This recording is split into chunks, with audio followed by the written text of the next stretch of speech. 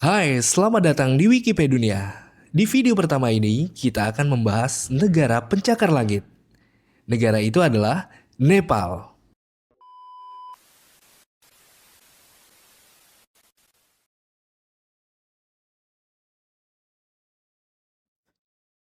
Jauh sebelum dikenal sebagai Nepal, wilayah ini telah dihuni oleh banyak kerajaan kecil.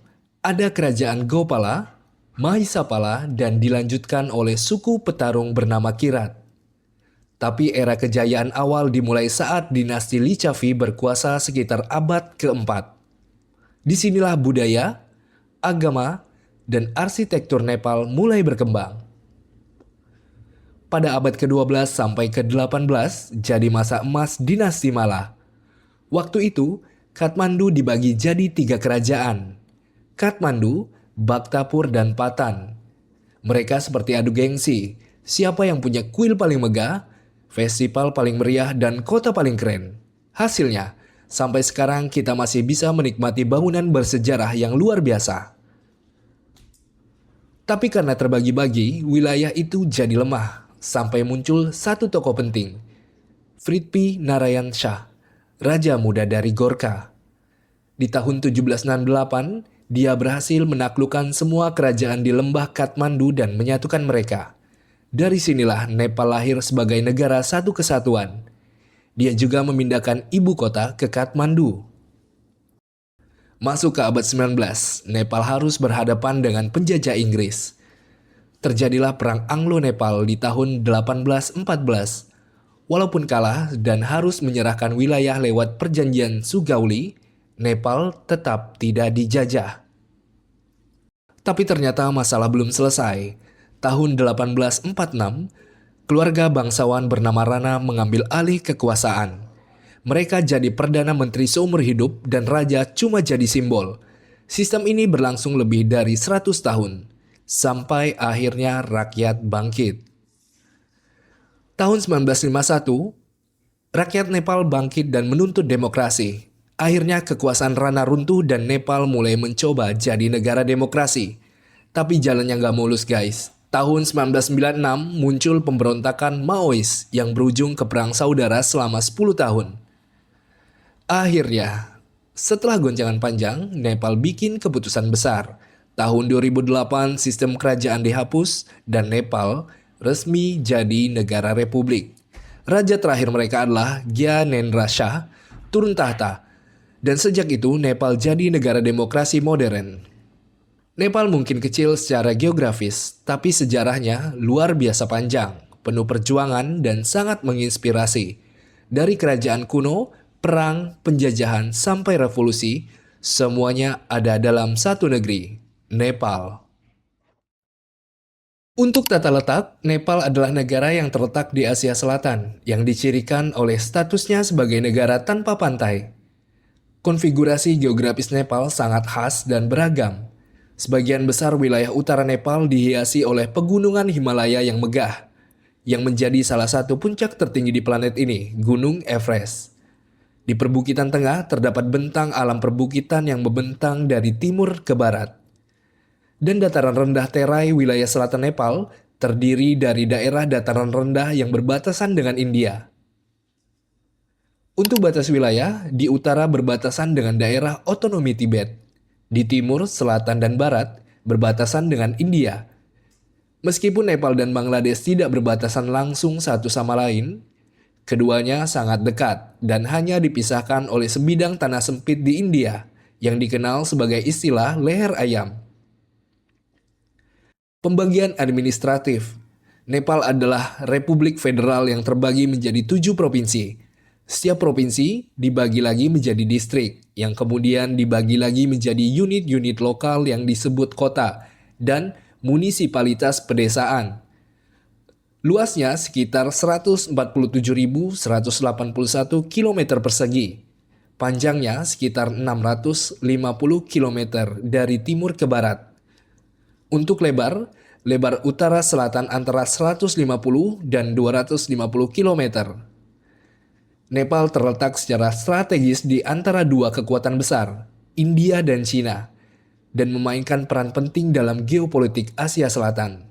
Selain itu, Pemandangan pegunungan yang spektakuler membuat Nepal menjadi tujuan wisata yang populer, khususnya bagi pendaki gunung.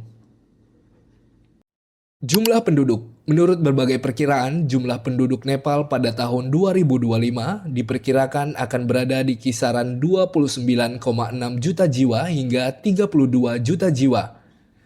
Menurut Sensus Nasional Nepal tahun 2021, mayoritas penduduk Nepal menganut agama Hindu, yaitu sekitar 81,19% dari total populasi.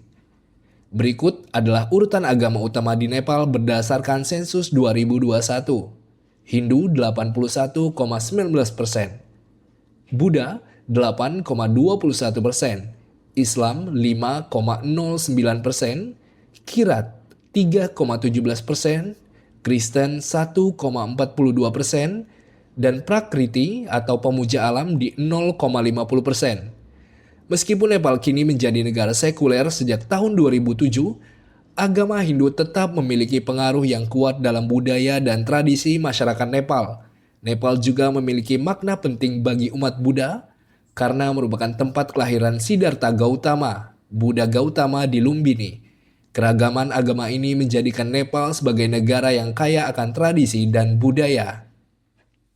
Bahasa. Bahasa resmi dan bahasa nasional Nepal adalah bahasa Nepali. Bahasa Nepali berstatus sebagai bahasa resmi di tingkat federal dan juga digunakan di beberapa bagian India dan Bhutan. Bahasa Nepali termasuk dalam rumpun bahasa Indo-Arya. Bahasa ini memiliki kemiripan dengan bahasa Hindi. Bahasa Nepali telah dipengaruhi oleh berbagai bahasa lain, termasuk Sanskerta, Tibet-Burma, Arab, Persia, Inggris, dan bahasa-bahasa suku di sekitarnya.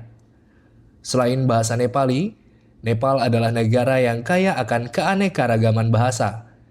Sensus Nasional tahun 2011 mencatat ada 123 bahasa ibu yang dituturkan di Nepal. Beberapa bahasa daerah yang signifikan termasuk Nepal Bahasa atau Newari, Maithili, Limbu, Bhojpuri, Tamang, Magar, dan Gurung. Dengan banyaknya bahasa yang digunakan, Nepal merupakan negara yang kaya akan warisan linguistik. Meskipun bahasa Nepali berfungsi sebagai lingua franca dan bahasa persatuan, keberadaan dan pelestarian bahasa-bahasa daerah juga dianggap penting bagi identitas budaya masing-masing kelompok etnis. Sumber daya manusia. Meskipun terdapat potensi sumber daya alam dan populasi yang relatif muda, kualitas sumber daya manusia di Nepal menghadapi berbagai tantangan. Tingkat literasi. Tingkat literasi di Nepal relatif rendah dibandingkan dengan negara-negara lain di Asia. Beberapa sumber menyebutkan tingkat literasi di Nepal berada di kisaran 57% hingga 71%. Kualitas pendidikan. Kualitas pendidikan di Nepal, terutama di daerah pedesaan, harus menjadi perhatian. Guru berkualitas dan fasilitas pendidikan yang memadai masih terbatas. IQ rata-rata. Nepal tercatat memiliki rata-rata IQ yang rendah, yang menurut beberapa sumber dikaitkan dengan akses pendidikan yang terbatas dan kemiskinan. Meningkatkan kualitas SDM merupakan kunci bagi pembangunan sosial dan ekonomi di Nepal di masa depan. Bencana alam. Nepal merupakan negara yang sangat rentan terhadap berbagai jenis bencana alam karena kondisi geografisnya yang unik dan faktor-faktor lainnya, seperti letusan glacier, kekeringan, kebakaran hutan, badai petir, dan angin kencang. Namun yang sering kita dengar adalah gempa bumi. Karena Nepal terletak di zona seismik aktif karena pertemuan lempengan tektonik India dan Eurasia, gempa bumi besar dan susulan sering terjadi dan dapat menyebabkan kerusakan parah serta korban jiwa yang besar. Contohnya adalah gempa bumi dahsyat tahun 2015. Bahkan di tahun 2025 ini, pada bulan Januari tercatat gempa dengan magnitudo yang cukup signifikan mengguncang wilayah Nepal dan Tibet. Banjir dan tanah longsor.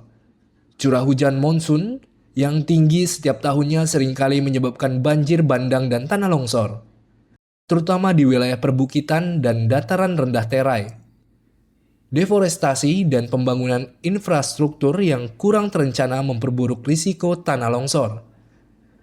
Pada September dan Oktober 2024, banjir besar melanda Nepal dan menyebabkan ratusan korban jiwa serta kerusakan infrastruktur yang signifikan.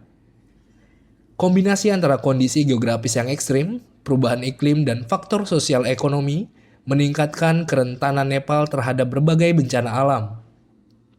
Upaya mitigasi dan kesiapan siaga bencana menjadi sangat penting untuk mengurai risiko dan dampak bencana di negeri ini. Fakta unik. Bendera Nepal adalah satu-satunya bendera nasional non-persegi panjang di dunia. Bentuknya yang unik merupakan kombinasi dari dua panji tunggal yang melambangkan pegunungan Himalaya dan dua dinasti kerajaan yang pernah memerintah Nepal. Tahukah kalian, Tahun Baru di Nepal memiliki beberapa keunikan yang membedakan dari perayaan Tahun Baru di banyak negara lain. Kalender yang berbeda atau Bikram Sambat. Nepal tidak merayakan Tahun Baru pada tanggal 1 Januari seperti kalender Gregorian yang umum digunakan secara internasional. Sebaliknya, Nepal mengikuti kalender Bikram Sambat, yang merupakan kalender matahari Hindu tradisional. Tahun Baru Nepal biasanya jatuh pada pertengahan April, atau sekitar tanggal 13 atau 14 April, bertepatan dengan awal bulan Baisak dalam kalender Bikram Sambat. Saat ini di bulan Mei 2025, Nepal sudah memasuki tahun 2082 Bikram Sambat. Oleh karena itu, tidak ada perayaan semeriah Malam Tahun Baru Internasional. Berbeda dengan perayaan Malam Tahun Baru di berbagai negara pada tanggal 31 Desember, perayaan Tahun Baru Nepal cenderung lebih fokus pada tradisi, ritual, dan kebersamaan daripada pesta kembang api dan keramaian larut malam. Singkatnya, keunikan Tahun Baru di Nepal ini terletak pada penggunaan kalender Bikram Sambat. Perekonomian. Mata uang resmi Nepal adalah Rupiah Nepal. 1 dolar sama dengan 135,3 Rupiah Nepal. Rupiah Nepal diperkenalkan pada tahun 1932, menggantikan mata uang sebelumnya yaitu mohar perak dengan nilai tukar 2 mohar sama dengan 1 rupiah. Awalnya dalam bahasa Nepali, rupiah disebut mohru. Nilai rupiah Nepal dipatok terhadap rupiah India sejak tahun 1993 dengan nilai tukar 1 rupiah India sama dengan 1,6 rupiah Nepal. Angka kemiskinan. Angka kemiskinan di Nepal menunjukkan tren penurunan dalam beberapa tahun terakhir, namun masih menjadi tantangan signifikan. Data dari UNICEF pada tahun 2019 menunjukkan bahwa sekitar 17,4% penduduk Nepal termasuk golongan miskin secara multidimensi. Kemiskinan multidimensi mencakup berbagai kekurangan seperti kesehatan, pendidikan, dan standar hidup. Nepal adalah negara berkembang yang menghadapi berbagai tantangan struktural, namun juga memiliki potensi pertumbuhan seperti ketergantungan pada pertanian. Meskipun kontribusi sektor lain meningkat, pertanian masih menjadi sumber mata pencarian utama bagi sebagian besar penduduk Nepal dan menyumbang bagian PDB. Pariwisata memiliki potensi besar karena keindahan alamnya, seperti pegunungan Himalaya, termasuk Everest, warisan budaya yang kaya seperti Lumbini dan Kathmandu Valley, dan potensi petualangan, trekking, dan pendakian. Pariwisata merupakan sumber devisa dan lapangan kerja yang penting. Remitansi yang signifikan. Kiriman uang dari pekerja Nepal yang bekerja di luar negeri merupakan sumber devisa utama dan penyangga ekonomi yang penting. Jumlah remitansi bahkan bisa mencapai sekitar 1/4 hingga lebih dari untuk PDB. Industri meliputi pengolahan hasil pertanian, produksi tekstil, karpet, semen, batu bata, serta industri kecil lainnya. Destinasi turis.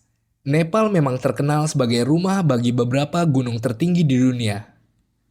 Dari 14 puncak di atas 8.000 mdpl, 8 di antaranya berada di Nepal atau berbagi perbatasan dengan Nepal dan Tiongkok. Tetapi selain puncak-puncak itu, Nepal mempunyai banyak destinasi andalan. Everest Base Camp, ABC. Salah satu trek paling ikonik di dunia, menawarkan pemandangan spektakuler, puncak tertinggi, dan budaya Sherpa yang unik. Annapurna Base Camp, ABC. Trek yang lebih pendek dan mudah diakses dibanding ABC, namun tetap menawarkan pemandangan pegunungan Annapurna yang luar biasa. Langtang Valley, lembah yang indah dengan pemandangan pegunungan, budaya tamang yang kaya, dan danau glasial. Lebih dekat ke Kathmandu dan relatif lebih mudah diakses. Pond Hill, pendakian singkat yang populer untuk menyaksikan pemandangan matahari terbit yang menakjubkan di atas jajaran Annapurna dan Dhaulagiri. Mustang, wilayah terpencil dengan lanskap gunung yang unik, budaya Tibet yang lestari, dan biara-biara kuno dibagi menjadi Lower Mustang yang lebih mudah diakses dan Upper Mustang yang memerlukan izin khusus. Nepal adalah negeri dengan puncak-puncak langit yang memukau, dan kehangatan budayanya yang menyentuh hati, meninggalkan jejak yang tak terlupakan bagi siapapun yang mengunjunginya. Keindahan alamnya yang megah berpadu harmonis dengan kekayaan tradisi dan keramahan penduduknya menjadikannya permata Asia yang akan selalu dirindukan. Terima kasih yang sudah subscribe, like, komen, dan menonton video ini. Sehat selalu untuk kita semua, sampai jumpa di video selanjutnya. Bye-bye.